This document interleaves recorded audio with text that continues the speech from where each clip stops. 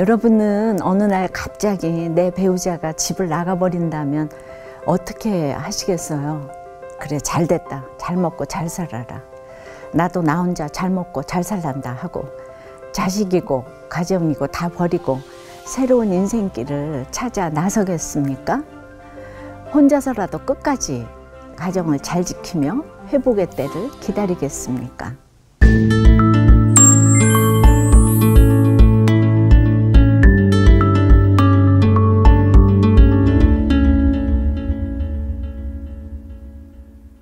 오늘은 결혼생활 내내 상습적으로 바람을 피우던 남편이 끝내는 집을 나가서 다른 여자와 살림을 차려도 결코 이혼하지 않고 끝까지 가정을 지키는 모습을 통해 진정한 홀로서기란 무엇인지 생각해 보겠습니다.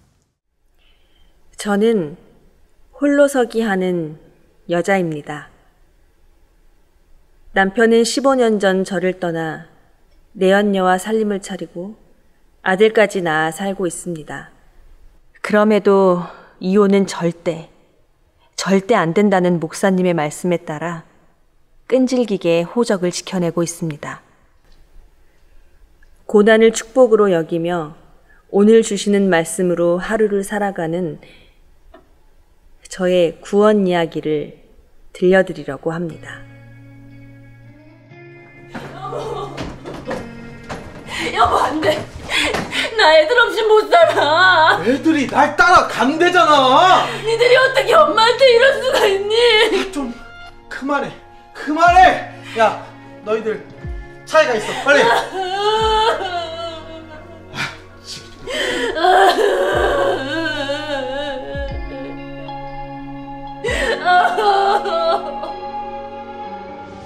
오늘 이 이야기의 주인공은 결혼생활 내내 상습적으로 바람을 피우던 남편이 끝내 집을 나가서 다른 여자와 살림을 차리는 바람에 졸지에 혼자가 된 집사님이세요. 그래서 두 아이를 데리고 생고생을 하며 살고 있는데 시간이 좀 지나자 남편이 이혼을 요구해 왔어요. 남편은 아이들을 이 집사님에게 맡기면 양육비를 줘야 하니까 그게 아까워서 아이들까지 데려가 버렸어요. 엄마와 고생하며 살던 아이들도 침대가 있는 독방을 하나씩 주겠다는 남편의 얘기에 혹해서 자기 아빠에게 갔어요. 그래서 결국 집사님은 혼자 남게 되었습니다. 만약 여러분이 이런 환경에 처한다면 어떻게 대처하시겠습니까? 그래, 다들 잘 먹고 잘 살아라 하시겠습니까? 아니면 이 남편에게 어떻게 안갚음을 하나 하고 날마다 복수를 꿈꾸겠습니까? 근데 다행히도 이 집사님에게는 말씀이 있었어요. 자식이고 남편이고 다 떠나고 남은 것 하나 없어도 그동안 날마다 큐티하던 말씀이 있었습니다. 그리고 하루하루 순간순간 그 말씀으로 위로를 받고 겨우겨우 그 마음의 어려움과 외로움을 버텨나가고 있었습니다. 그러던 어느 날 말씀을 묵상하는데 그동안 남편을 잘 섬기지 못하고 복종은커녕 남편을 무시하며 잘못 행동한 자신의 모습들이 떠올랐다고 해요. 내 잘못, 내 죄가 깨달아지니 술 마시고 때리고 바람 피우며 자신을 힘들게 한 그 남편에 대한 원망도 사라지더라는 거예요. 게다가 갑자기 그때부터 남편이 불쌍하게 느껴졌다고 해요. 그래서 바람이 나서 딴 여자와 살림을 차리고 아이들까지 데리고 떠난 남편을 불쌍히 여기다니요. 여러분은 이 마음이 이해가 되세요? 목사님 안녕하세요. 집사님, 또 우울하게 있고 그래요? 벌써 몇 년째야. 내가 그럴 줄 알았어.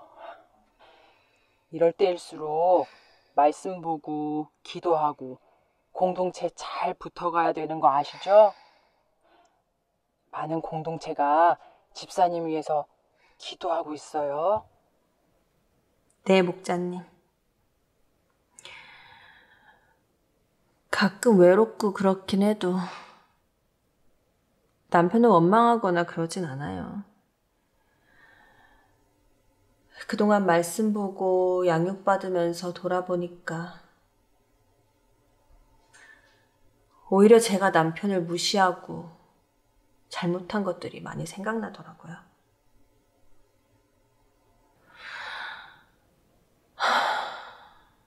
남편에게 너무 미안하고 불쌍하게 느껴지네요. 집사님, 어떤 때에는 가만히 있는 게 적용이 아니에요. 남편의 구원을 위해서 결단하고 행동해야 할 때도 있어요. 곰곰이 생각해보니까 남편이 유흥업소에서 만난 여자랑 동거를 하는 것 같아요. 이렇게 가만히 있을 게 아니라 남편의 구원을 위해서라도 맞대응을 해야겠어요. 네, 알겠습니다. 네.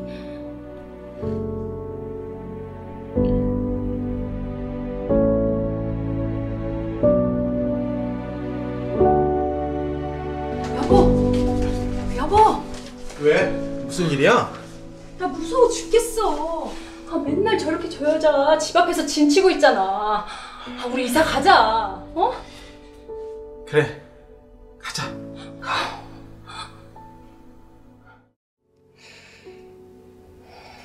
고객님의 요청으로 발신이 청취되었습니다. 왜 전화가 발신이...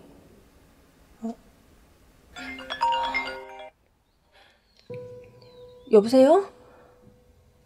여보, 어떻게 된 거야? 핸드폰이 정지됐대. 그 사람이 하도 난리를 쳐서 내가 끊었어. 이제 당신 명의로 만들었어. 여보, 나 먹고 살려면 이 번호 꼭 필요해. 내가 쥐 죽은 듯이 살 테니까 이 번호만은 꼭 쓸 수 있게 해줘. 어? 제발 살려줘. 알았어.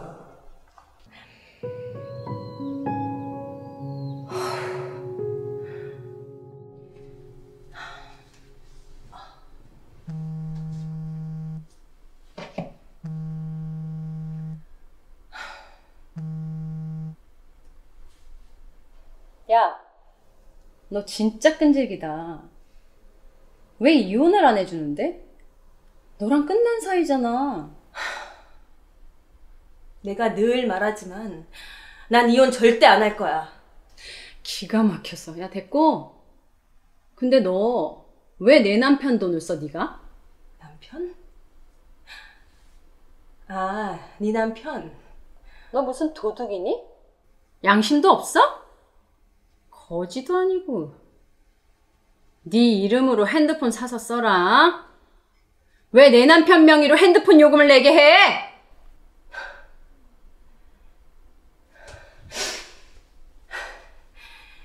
잘 들어. 아직 호적상 이혼 안 했고 내 남편이야. 그리고 이 핸드폰 남편이 나한테 선물로 준 거야. 그만 끊자. 진짜 기가 막혀서. 거지 맞네. 야, 너 인생 진짜 불쌍하다. 네 인생이 너무 불쌍해. 호적, 너 가져. 먹고 떨어져.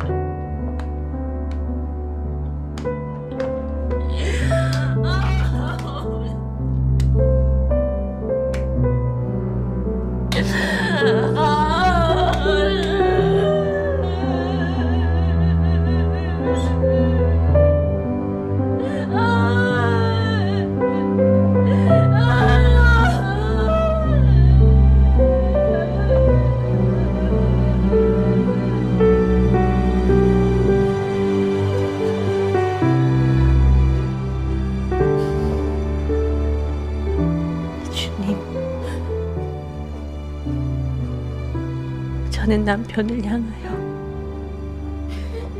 그리고 주님을 향해 끝없이 저주했던 죄인입니다.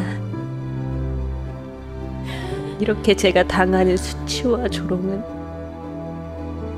달게받아 마땅합니다. 제가 남편을 무시하고 원망했습니다. 그로 인하여 구원을 회방하고 괴롭게 하여 믿는 남편을 침몰케 한 사단이 바로 저입니다. 주님, 잘못했어요. 용서해 주세요. 저를 불쌍히 여겨주세요.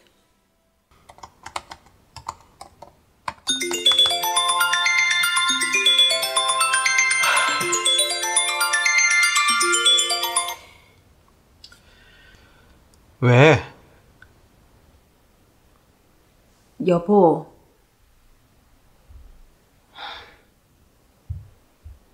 내가 당신에게 잘못한 게 정말 많다는 거 이제야 알았어.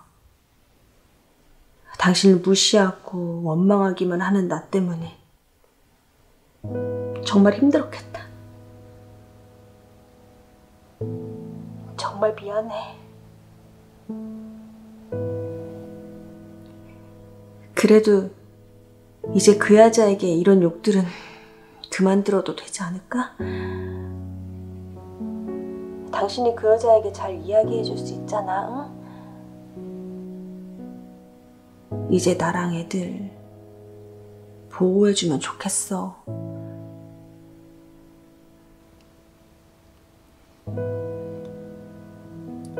알겠어. 내가 잘 이야기해서 이제 당신한테 그런 전화 안 가도록 해볼게.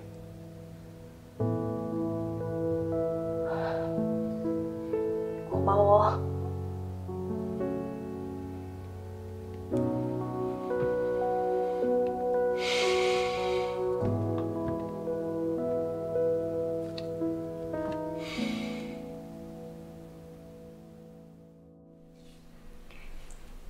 거칠게 화낼 줄 알았던, 정말 기대도 하지 않았던 남편의 알았다는 온유한 대답과 더불어 신기하게도 그때부터 지금까지 더 이상 전화는 없습니다. 이렇게 15년째 호적을 지키는 것이 쉽지는 않지만 날마다 말씀으로 내 죄를 회개하며 함께하는 공동체를 통해서 제가 얼마나 사람을 무시하는 교만한 죄인인지 깨달아집니다. 이런 저에게도 찾아오셔서 말씀으로 설득해 주시고 지금의 여기까지 안고 와주셔서 구원을 말할 수 있게 해주시니 감사합니다. 저는 주님 말씀으로 홀로서기 하는 여자입니다. 여러분 생각은 어떠세요? 딴 여자와 바람을 피우다가 딴 살림을 차리고 심지어 아이들까지 데리고 나갔으면 이제 이만하면 이혼을 해야 하는 게 정답 아니겠습니까? 더구나 집 나간 남편이 계속 이혼을 요구한다면 여러분도 당장 그래 이혼하자, 위자료는 얼마 줄래? 하지 않겠습니까? 그러나 이 집사님은 한동안 고민에 빠졌어요. 그리고 가만히 앉아 집과 아이들을 빼앗기느니 남편의 구원을 위해서라도 맞대응을 해야겠다는 생각이 들더랍니다. 더군다나 남편이 아무래도 유흥업소에서 만난 여자의 유혹에 빠져 일시적인 동거를 하는 것 같아서 이제 무조건 가만히 있는 게 상책이 아니다 싶었어요. 그래서 전후 사정을 써서 이혼 소송 연기 신청을 했대요. 그리고는 남편과 그 여자가 살고 있는 아파트에 가압류를 걸어놓고 그 아파트로 쳐들어갔습니다. 근데 그 사람들이 문을 열어줄 리 만무하죠. 그래서 경찰을 부르는 둥 난리가 났습니다.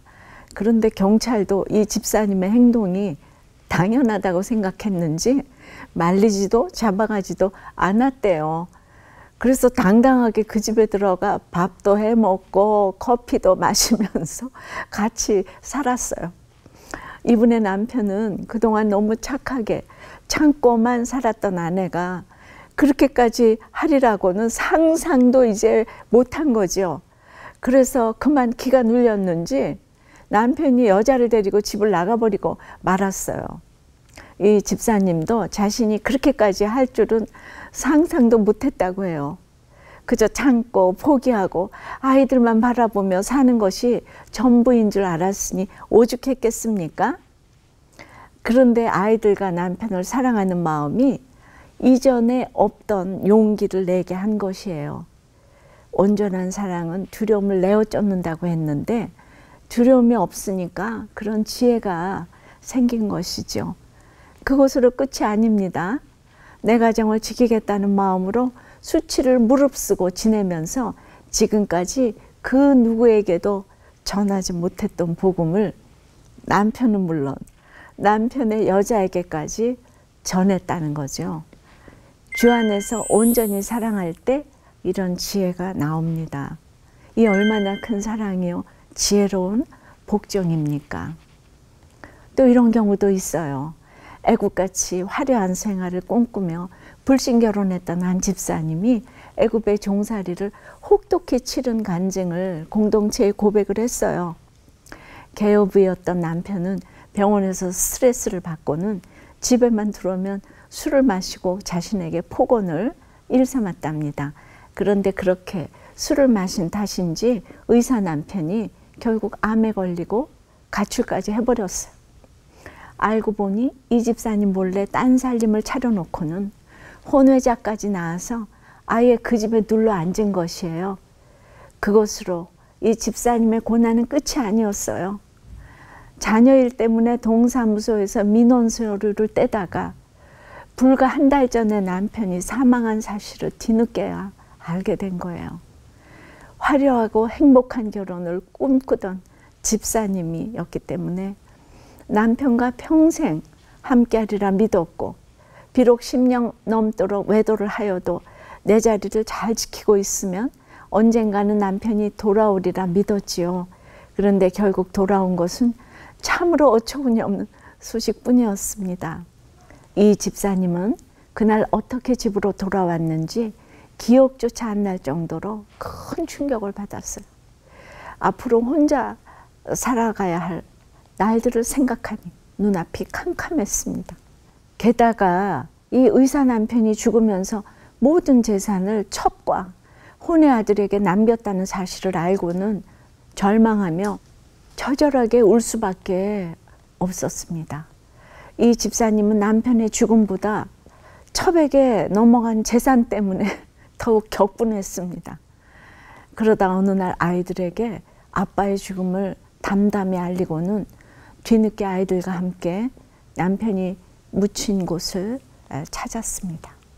아이들이 아버지를 추모하며 그동안 아빠에게 연락하지 않고 아빠를 미워한 것을 회개하며 펑펑 우는 모습을 보고서야 이 집사님은 제일 회개할 사람이 바로 자신임을 깊이 깨달았습니다. 아이들이 아빠에게 연락하지 못하도록 막은 사람이 바로 자신이었기 때문이죠. 남편을 용서하지 못한 죄도 그제야 깨달아졌습니다. 그동안 남편에게 단 한 번도 내가 잘못했어요, 미안해요, 고마워요 라는 말을 하지 못한 것이 너무나 못내 후회가 되었습니다.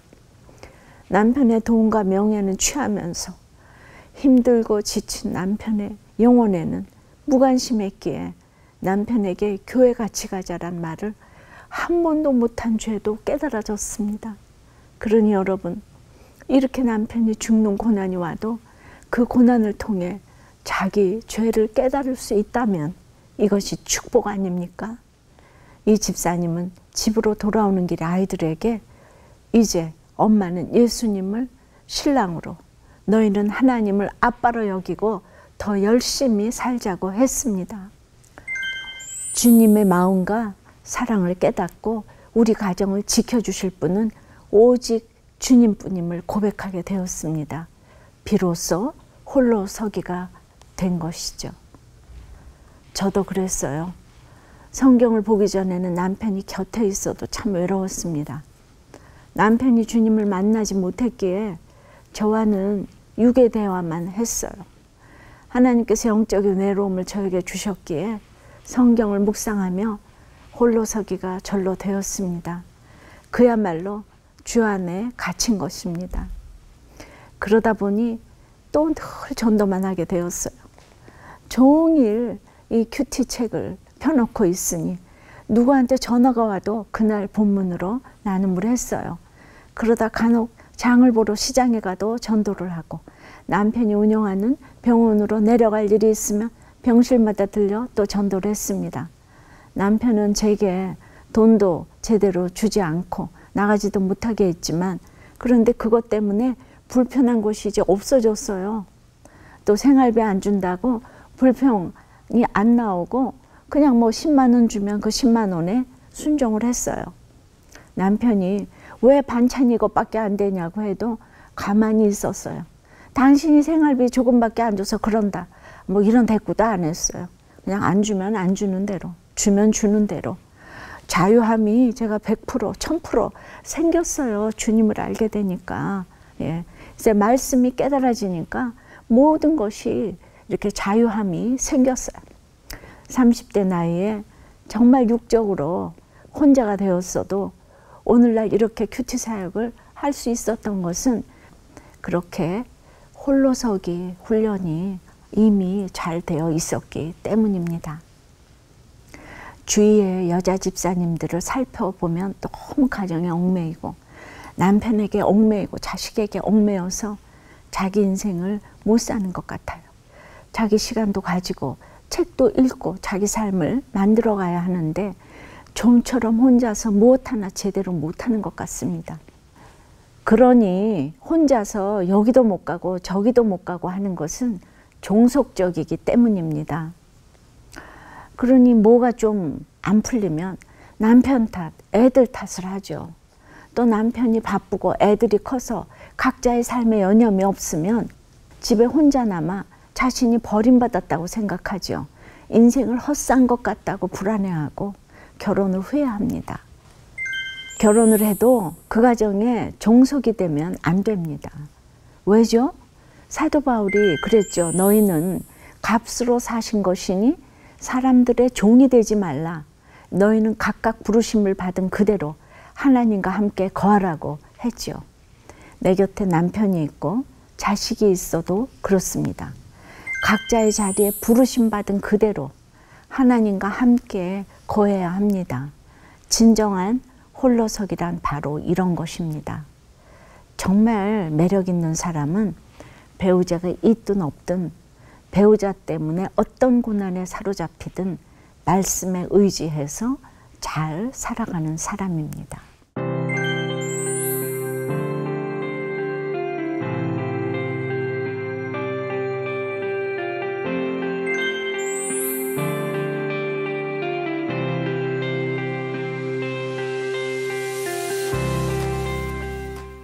지금 여러분은 어떤 배우자 고난 가운데 있습니까? 그래서 지금 당장 이혼이라도 하고 싶으세요? 지금 내 곁에 배우자가 있든지 없든지 홀로서기를 잘하기 위해 오늘부터 내가 적용하고 실천해야 할 것은 무엇입니까?